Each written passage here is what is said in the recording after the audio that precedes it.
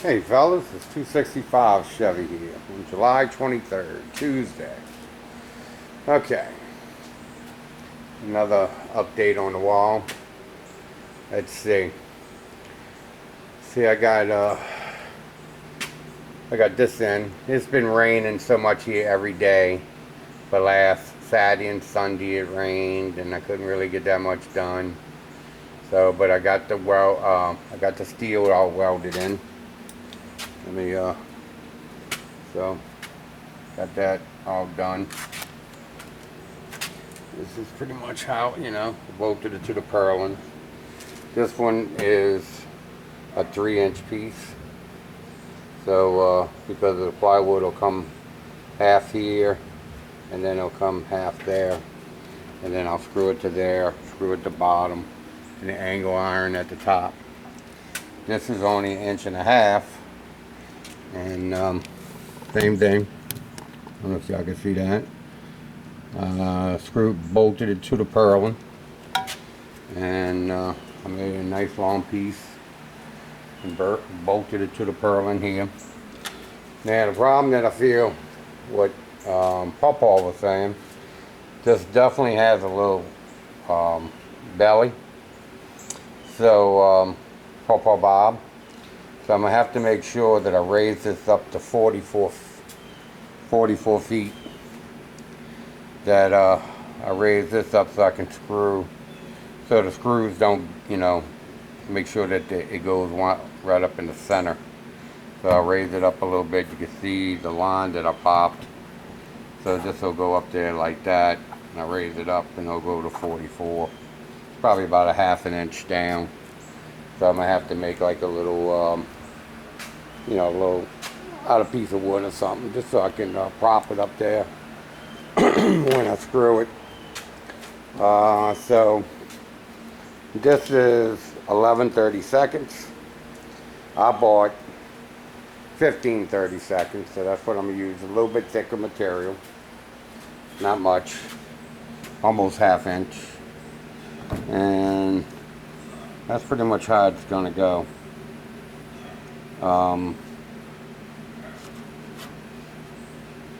So it'll bolt here, go through the metal, and it'll just end up here. So the metal will hold it in place. So give it, it'll bounce a little bit. But it's also going to be bolted with a piece of metal at the bottom, and it's going to have a piece of angle iron at the top. So it shouldn't pull away this way, and it shouldn't pull away that way, and this is pulled, but I mean, it is kind of loose right there. So I mean, the middle will be a little flimsy, just like Pawpaw Bob said. But when I kind of feel when it's sandwiched at the bottom between two pieces of metal, and sandwiched up there, bolted to the purlin, well, not bolted, but screwed or bolted or whatever, to the purlin, and then sandwiched, it ain't, this piece ain't coming out. So it might move a little bit here, but, that's okay. I mean, like I said, this ain't really holding up anything. It'll definitely hold up the 3/4 or the inch pipe. And same thing with here.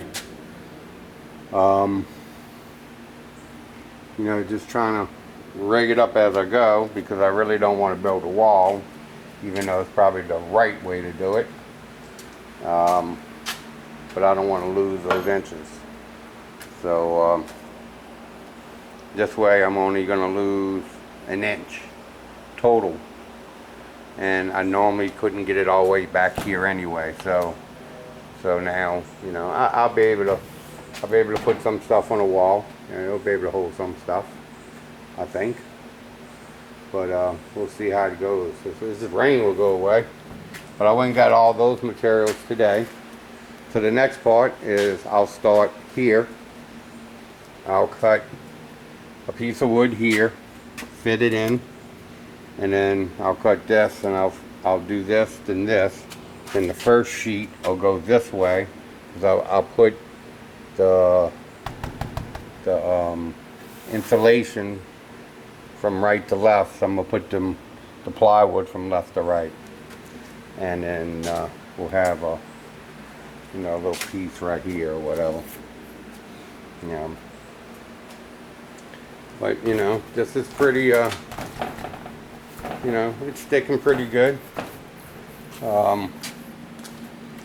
I probably could glue this, but with some type of adhesive, and just glue it to this, but I'm probably not going to do that because I'd rather just stay there. I mean, it is pretty flimsy. It kind of comes out pretty good.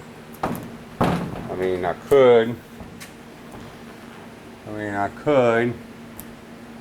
actually put a tack, make a piece, tack it here, and tack it up there to hold it in place, and bring it up and tack it in place. But I could do that too.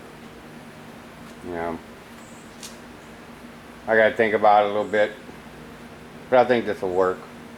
Truthfully, this is just to give the plywood something to screw to, and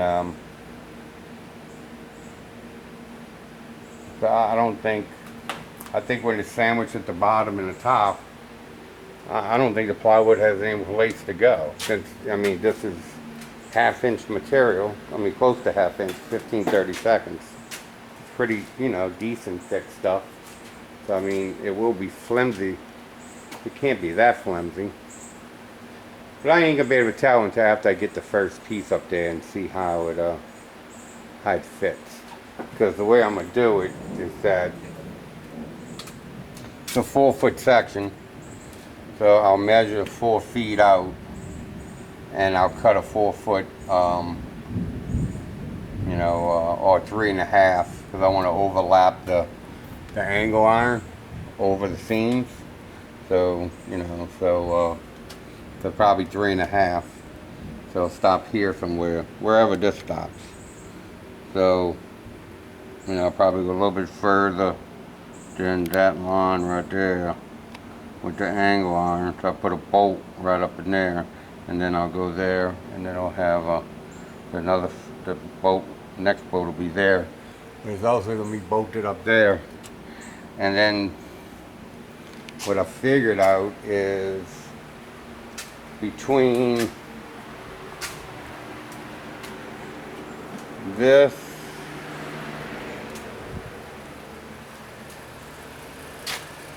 and this and a piece of wood, it's almost, I could use 1.25 inches and or 1 inch, and it won't touch the outside panel. I'll use 1.5 inch screws, and it kind of drills through the metal, because I got a full 1.5 inches behind it with the valley. But places where I don't have the valley, I can just use 1 inch, and it'll get through the metal without piercing the outer wall. Y'all know what I'm saying.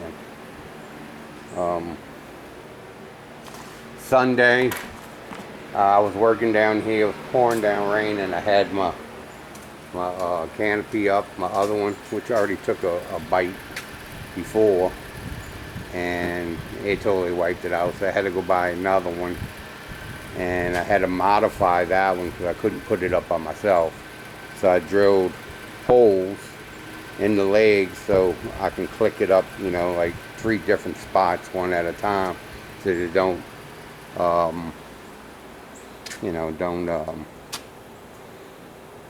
distort it while I take it up and put it down by myself, because I pretty much work by myself. But here's the wood. So it goes pretty much like this, and that's pretty much how it's going to go. And except the wood's going to be a little bit thicker.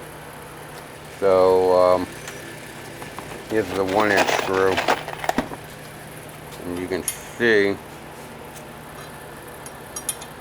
it You know, it almost touches the back, but with a little bit thicker piece of wood, and I'll put a washer underneath that so you can see how much room I'll have. You know, or I might be able to get smaller ones, I don't know. If I think it's going to be too close, I'll just get smaller ones just to go through the metal, through the wood. Because this really don't support anything, the foam. So we'll see how that works. That might work. I don't know. Maybe a washer behind it. Have to see. But this is a 1 inch. I doubt well, I guess they make 3/4, 14 by 3/4. So maybe I can go that route. Do the 3/4 one instead of 1 inch. Yeah. So that's only in the places where I can't. There's no valley to screw to 1.5. That's about it, fellas. Sorry, let me zoom y'all back out. I'm sorry. I hope y'all didn't get sick with that. But that's where I'm at right now. I mean, it is coming. This was a pain in the ass. Oh, I did learn one thing. I'm a hell of a grinder. Man, I had a lot of problems starting off well. I haven't welded in so long. I mean, I'm not a welder. And y'all can see my welds ain't that good. But when I first started off, I couldn't get the damn thing to stick. You know, trying to put a tack and it wasn't hot enough. It wasn't burning. Oh man, it was rough. And then, you know, I had to fool with that. So then I cut some pieces of metal and ran some beads to dial in the machine and all that. But I got it, you know. Eventually I got it. So it's taking a little bit longer to, you know, here's some of the beads that I ran. They're not that good, but you know, gotta learn from somewhere. I'm sorry, and bring it back out. But I just wanted to, I'm gonna go upstairs, take a shower. It's about 7:30, and that's about it. It's raining already. So, you know, that's all she wrote, fellas. I'll give you another update when I get some wood up there. Wish me luck. Bye.